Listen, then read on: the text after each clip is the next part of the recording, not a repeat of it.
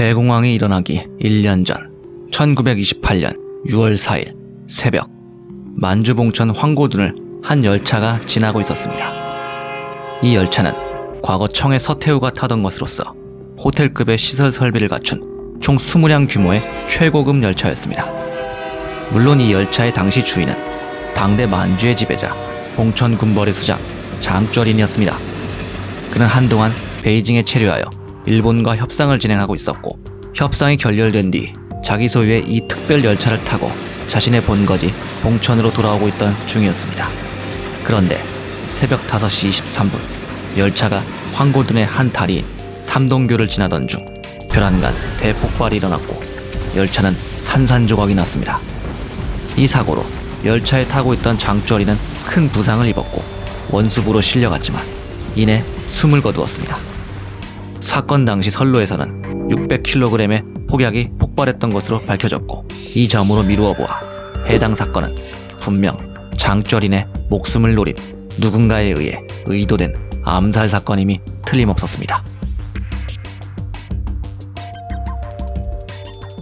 봉천성 경찰은 곧 수사에 착수하였고, 해당 사건의 용의자 선상에는 만주에 주둔하던 일본 관동군이 올라갔습니다.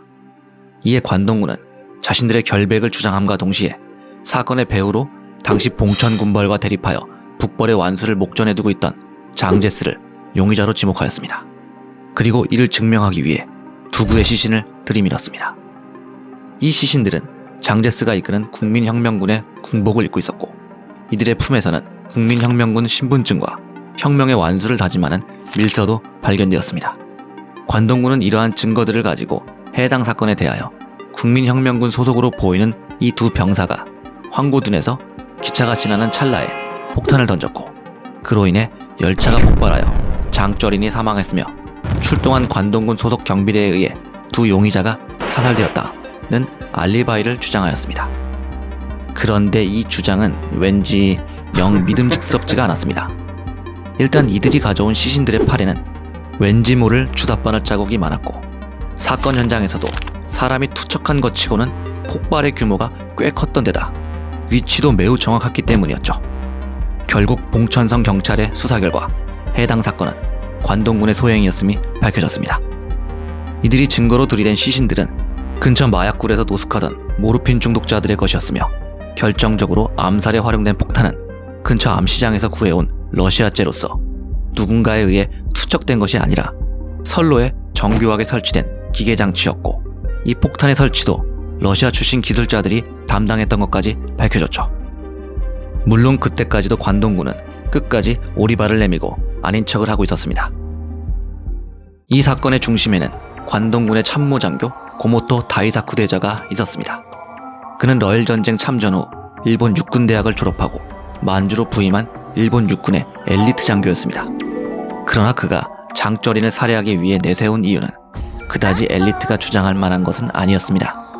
일단 그 이유라고 하는 것이 만주의 최강자인 장쩌린을 죽여 없애면 그의 아들 장쇠량이 가만히 있지 않을 것이고, 이후 각종 소동이 일어나 만주는 당연히 혼란에 빠질 것이다. 그때 일본이 치안 유지를 구실삼아 출병하여 만주를 재패하면 만주는 고스란히 일본의 것이 될 것이다 라는 정도의 단순 과격한 것이었습니다. 그런데 이것도 그다지 고모토만의 별난 생각은 아닌 게, 당시 일본 육군의 장교들 사이에서는 만주와 몽골을 중국으로부터 독립시켜 일본의 것으로 만들어야 한다는 사고가 팽배해 있었습니다. 고모토 역시 같은 생각을 가지고 있었으며, 이를 단순히 생각에만 머무르지 않고 실제로 실행에 옮겼던 거죠. 그런데 다 좋은데 이 작전에는 일반인의 눈에도 보일 정도의 상당히 심각한 하자가 있었습니다. 그것은 바로 이 작전이 고모토 대자 혼자서 기획, 결정, 수행한 작전이었다는 거죠. 본토의 덴노, 내각, 육군, 심지어는 자신의 직속 상관인 관동군 사령관을 포함해서 그 어떤 상급기관의 재가를 받고 이루어진 것이 아니었습니다. 아니, 일개 참모장교가 누구의 허락도 없이 자기 마음대로 병력들을 움직여 외국인을 살해한다. 이것은 완전히 정신나간 짓거리죠. 이 정도면 군의 근간 자체가 뒤흔들릴 수 있습니다. 이렇게 외국 정부 요인 암살 작전이라는 국가의 중대사는 어처구니 없이도 아무런 권한이 없는 일개인의 뜻대로 한순간에 결정 실행되어 버린 것이었습니다. 여기서 잠깐 이쯤에서 여러분의 이해를 돕기 위해 관동군이 어떤 군대인지를 잠시 살펴보고 가는 것이 좋을 것 같습니다. 관동군은 관동주라는 지역을 수비하기 위한 군대였습니다. 만주와 중국을 나누는 기점인 산해관, 그곳의 동쪽 리순 다롄 지역을 일본인들은 관동주라 불렀습니다.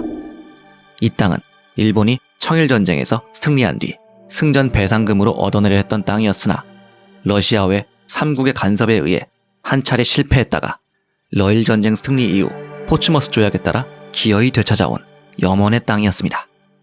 일본은 이곳에 행정기관 관동주청을 설치하였고 향후 만주의 거대한 현금 인출기 남만주 철도를 깔아줄 남만주 철도 주식회사 약칭 만철을 설립하였습니다.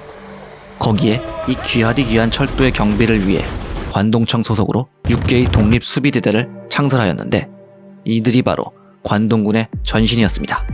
이후 수비대는 관동청의 소속에서 벗어나 자체 사령부가 설치되면서 육군의 지휘를 받게 되었고 비로소 관동군이란 이름의 독립부대로 개편되었습니다.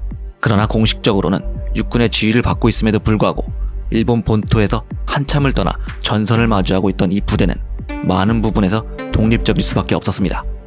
또한 이들은 당시 일본 헌법을 곡해하여 자신들을 덴노의 명령만을 받는 조직으로 판단하였고 내각과 총리의 명령을 우습게 알았습니다. 그 결과 관동군은 야심찬 젊은이들의 도전의 장이 되었습니다. 물론 그 야심과 도전이라고 하는 것은 사실상 객기에 가까웠지만요. 고모토 대자 역시 마침 그런 야심차고 객기 어린 도전을 강행하고 있던 차였습니다. 한편 관동군의 이러한 돌발 행동을 꿈에도 모르고 있던 정부 내각은 열차 폭파 사건이 난 당일에 아침 신문을 보고 나서야 이 사건을 알게 되었습니다. 내각도 처음에는 잘 몰랐지만 사건을 차근차근 수사해 나가면서 관동군과 고모토 다이사쿠 대자가 해당 사건의 진범이라는 실마리를 잡게 되었습니다.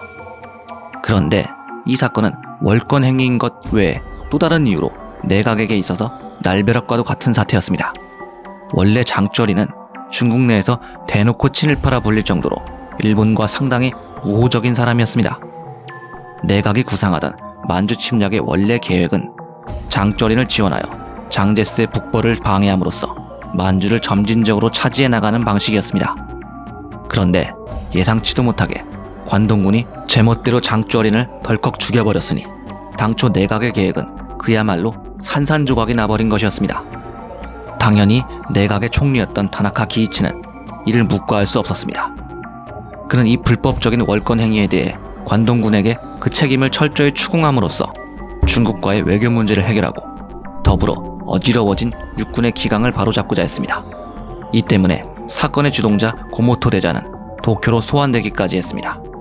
그러나 이러한 다나카의 의지는 정군의 반대파들의 반발에 부딪혔습니다.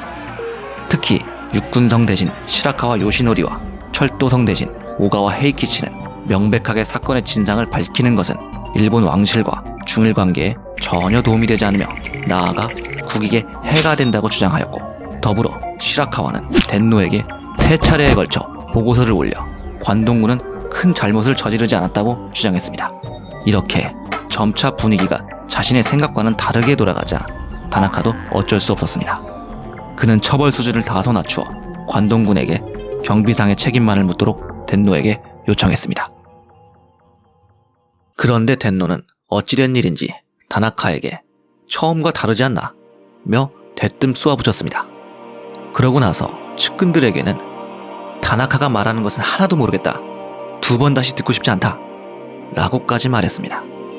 여기서 덴노의 태도에 대해서 우리는 뭐 어쩌자는 건지 잘 이해가 되지 않습니다. 훗날 밝혀진 이야기이지만 당시 젊은 덴노 히로히토는 실제 사건과 관련해서가 아니고 그냥 개인적인 감정에서 다나카를 영 못마땅해 했다고 합니다. 다소 유치했다고 할까요? 핑계김에 그냥 화를 내었던 거죠. 그러나 덴노를 신으로 모시는 나라 일본에서 덴노의 짜증은 신의 분노와 동일시되었습니다. 그렇게 신의 분노를 사 한참을 괴로워하던 다나카는 마침내 총리직을 사퇴해버렸습니다. 그리고 총리의 사퇴는 곧 전 강료들의 내각 총사퇴로 이어졌습니다. 한편 장조린 열차 폭살 사건의 결말도 일본에게 전혀 긍정적이지 않았습니다. 장조린이 사망한 후 그의 뒤를 이은 아들 장쇠량이 일본과 철천지 원수가 된 나머지 그의 동북군벌이 자신들을 침공해오던 장제스의 국민혁명군에게 오히려 투항해버리는 동북역지 사건이 일어난 것이었습니다. 이로써 장제스는 청의 멸망 이후 분열되어 있던 중국 전체를 관동군 덕택에 완전히 통일하는 북벌을 완수하게 되었고, 관동군의 만주 침략 계획은 완전히 실패로 돌아가 버렸습니다. 관동군의 불법 암살 작전은 일본의 미래를 망쳐놓은 것이었습니다. 그러나 관동군의 무리한 월권 행위가 내각 총사퇴라는 전 국가적 사태와 장제스의 중국 통일이라는 거대한 실패로 비화된 것에 비해 고모토를 비롯한 실제 책임자들은 군법회의에 회부되지도 않았고 전역 및 예비역 편입 정도의 빈약한 처벌을 받는데 그쳤으며 오히려 애국자라며 육군으로부터 칭찬까지 받았습니다. 결국 군통수권자의 어리석은 결정, 육군의 두둔, 내각의 무능 등의 요인들은 사실상 관동군에게 면죄부를 써준 것이나 마찬가지가 되었고, 이 시점에서부터 이들에 대한 국가의 통제는 점차 힘이 빠지기 시작했습니다. 그 결과 고삐가 풀려버린 관동군은 이번에는 제대로 사고를 치게 됩니다. 그것이 바로 1931년의 만주사변이었습니다.